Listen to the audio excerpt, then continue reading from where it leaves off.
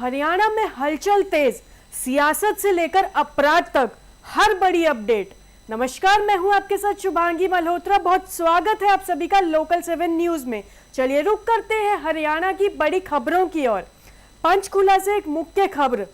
हरियाणा के मुख्यमंत्री नायाब सिंह सैनी पहुंचे बीजेपी कार्यालय पंचकमल, जहां उन्होंने अपनी धर्मपत्नी के साथ प्रधानमंत्री नरेंद्र मोदी का देश के नाम संबोधन सुना।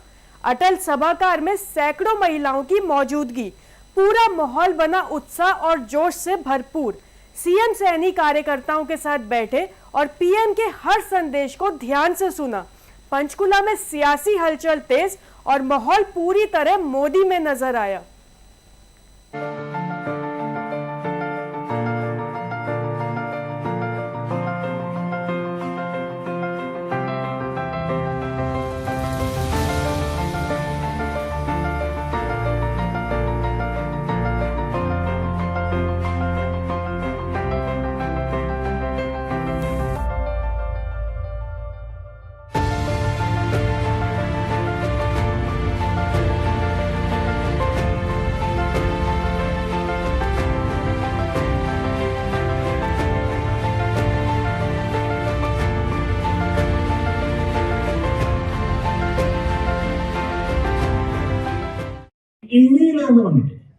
इन्हीं लोगों ने संसद में महिला आरक्षण को रोकने का जश्न मनाया था, खुशियां मनाई थी। कल संसद में नारी शक्ति वंदन संशोधन का जिन दलों ने विरोध किया, उनसे मैं दो टूक कहूंगा। ये लोग नारी शक्ति को फॉर ग्रांटेड ले रहे हैं। कुरुक्षेत्र से दिल दहला देने वाली खबर। दिल्ली चंडीगढ़ नेशनल हाईवे 44 पर तेज रफ्तार का कहर। एक पिकअप ने ई रिक्शा को पीछे से मारी जोरदार टक्कर। हादसे में 12 साल की मासूम प्रांजल की मौके पर ही मौत, जबकि पिता नरेश कुमार गंभीर रूप से घायल, जिन्हें चंडीगढ़ सेक्टर 32 अस्पताल रेफर किया गया है। बताया जा रहा है कि पिकअप करनाल से पीपली की ओर आ रही थी। पीपली ओवरफ्लाई के पास लापरवाही ने ले ली एक मासूम की जान। 7वीं क्लास में पढ़ने वाली प्रांजल का यूं जाना पूरे इलाके को गमगीन कर गया।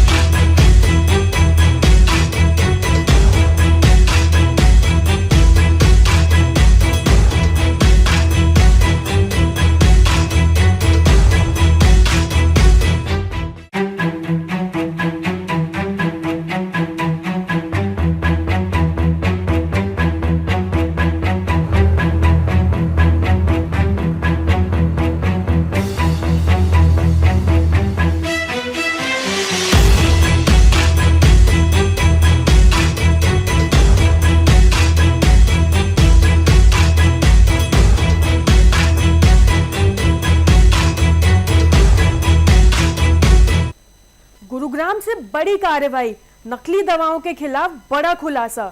इटली से भारत लाया गया करीब 70 लाख का नकली मुंजारो इंजेक्शन बरामद, सप्लायर गिरफ्तार। डीएलएफ फेज 4 में चलती कार पर ड्रग कंट्रोलर विभाग की रेड।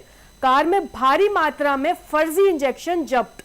जानकारी के मुताबिक 70 लाख की खेप को 45 लाख में दिल्ली के भागीरथ पैलेस में सप्लाई किया गया था। गुरुग्राम की एक नामी कंपनी के नाम पर फर्जी बिलिंग और लोगों की सेहत से बड़ा खिलवाड़। वजन घटाने और फिटनेस के नाम पर इस्तेमाल होने वाला यह इंजेक्शन अब जब्त के घेरे में है। स्वास्थ्य विभाग की शिकायत पर केस दर्ज। पुलिस और ड्रग्स विभाग पूरे नेटवर्क की तह तक जाने में जुटे हैं।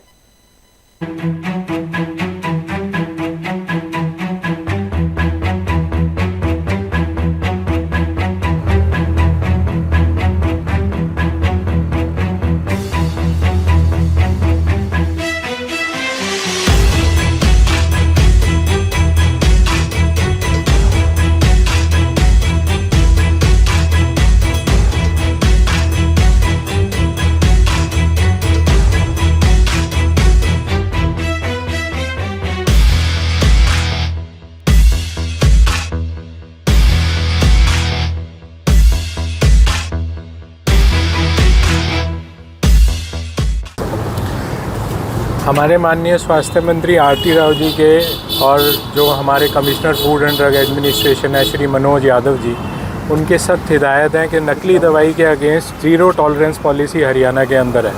आज उसी कड़ी के अंदर हमें एक गुप्त सूचना प्राप्त हुई कि मुंजारो इंजेक्शन जो कि इटली से इंडिया में इंपोर्ट होकर आता है, उसकी एक खेप गुड़गांव में आ रही है।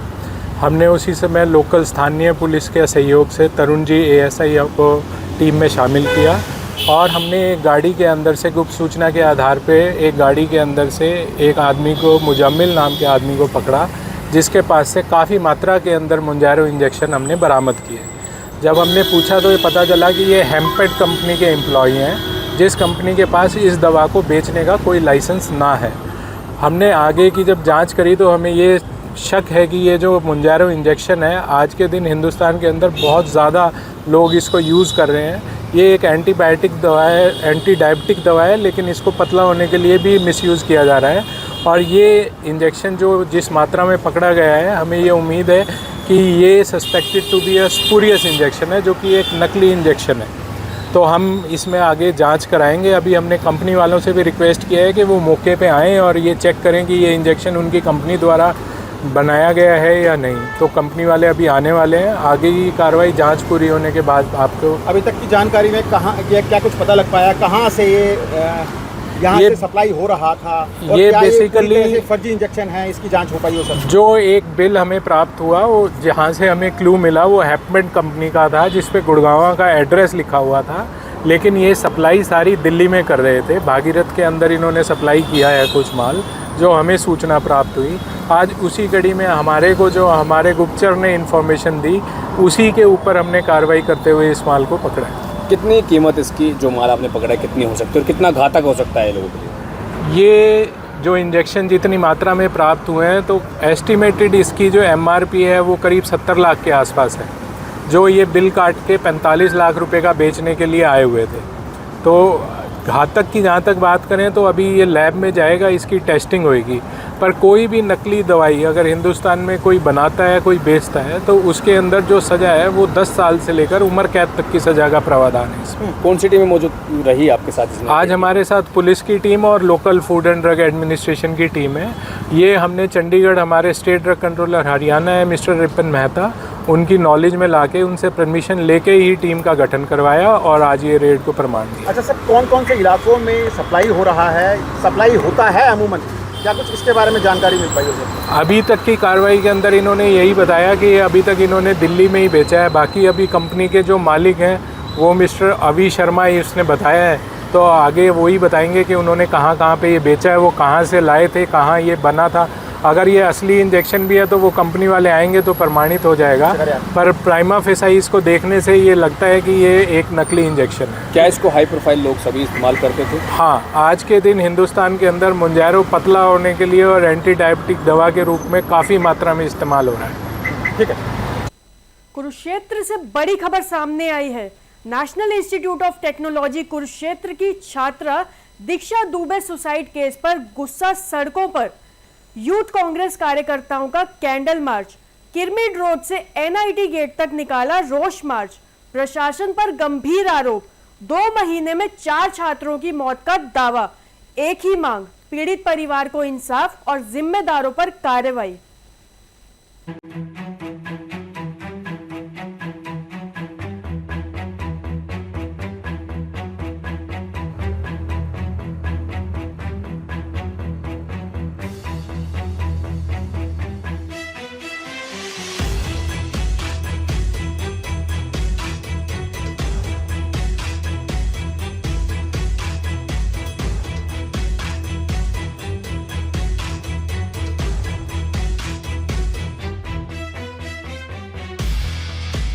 और आपसे कोई बात छुपी नहीं है। पिछले लगातार 2 महीने से नीट के अंदर, जो हमारे भारत का सबसे बड़ा इंस्टीट्यूट है, और यहाँ पे बहुत से हजारों छात्र उम्मीद लेके आते हैं पढ़ने के लिए, और हजारों माँ बाप के सपने होते हैं कि इस नीट में बच्चों की पढ़ाई करवाएं और उनका बच्चों का उज्जवल भविष्य बने। और इस उम्मीद के साथ माता पिता दूर दूर की स्टेटों से, बिहार से, महाराष्ट्र से, कोई कहीं केरला से, साउथ की साइड से यहाँ पे बच्चे पढ़ने के लिए आते हैं। और उनके साथ होता क्या है, ये अपना जो हमारा एनआईटी का प्रशासन है उनको हरासमेंट देता है, टॉर्चर करता है। जब वो अपने न्याय के हकों की लड़ाई लड़ने की बात करते हैं तो उनकी आवाज को कुचलने का काम किया जाता है। अभी 2 महीने से लगातार हमारे 4 छात्राओं ने यहाँ पे सुसाइड कर लिया है और नीट प्रशासन की तरफ से कोई भी अभी तक उचित आश्वासन ना तो उनके परिवार वालों को दिया गया है और ना ही प्रशासन की तरफ से, हमारे कुरुक्षेत्र प्रशासन की तरफ से कोई उनके परिवारों को उचित देने का आश्वासन दिया है। और हमारी तो यही मांग है प्रशासन से भी और नीट प्रशासन से भी कि यदि पीड़ित परिवारों को जल्द से जल्द न्याय नहीं मिला तो हम दोबारा से फिर एनआईटी गेट के सामने परमानेंट धरना देने का काम करेगी यूथ कांग्रेस कुरुक्षेत्र की टीम। और मैं एक बात और कहना चाहता हूँ, अभी 3-4 दिन पहले हमारे दीक्षा छात्रा थी यहाँ की एनआईटी की, वो कावेरी हॉस्टल में सुसाइड किया। उसके बावजूद भी कल रात को एक छात्रा ने सुसाइड करने की कोशिश की।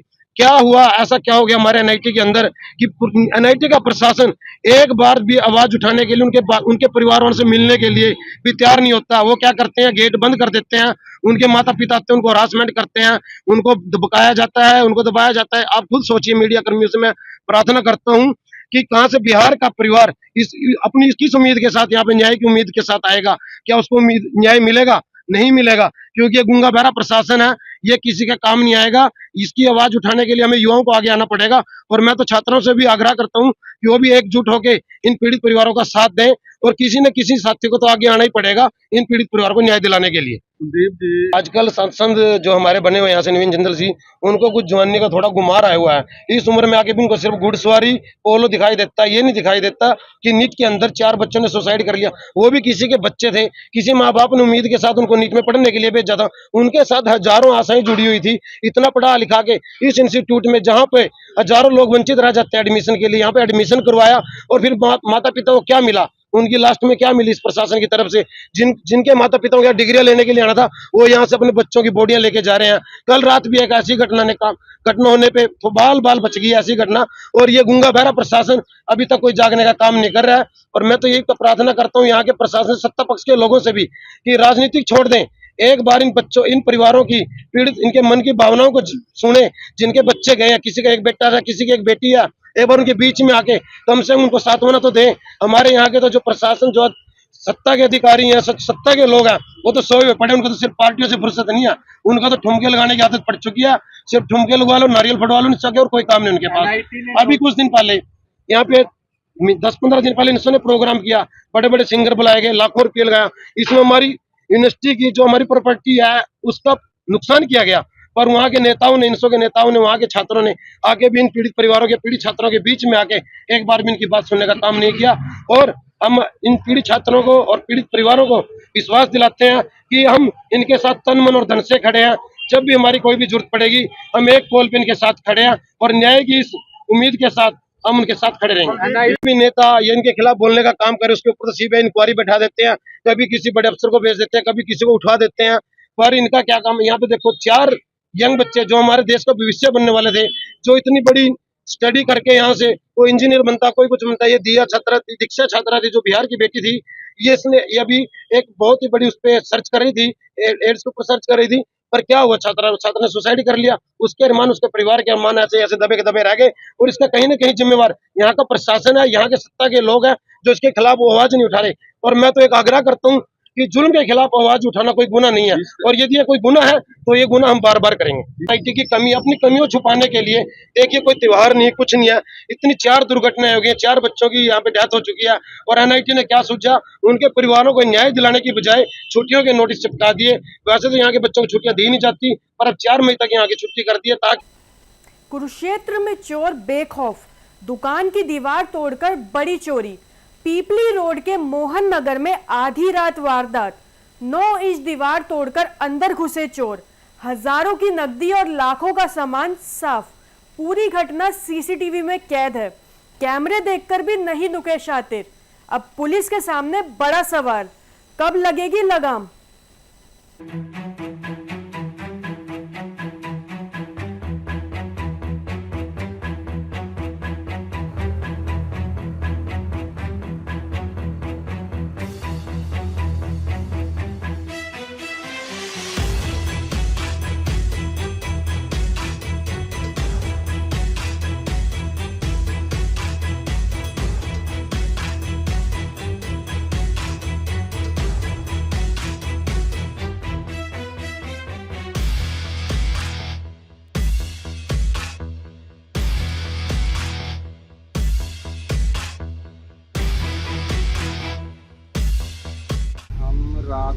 शुक्रवार रात 9:30 बजे दुकान बढ़ा के अपने घर चले गए। सुबह शनिवार को सुबह जब दुकान पर आए तो देखा कि दुकान में सेंधमारी की हुई है।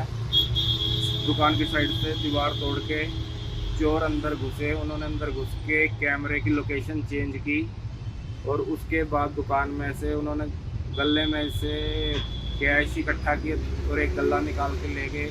बाकी सिगरेट्स, ड्राई फ्रूट, देसी घी, मोटा मोटा सामान जो भी है, परफ्यूम्स लेके गए अपने साथ।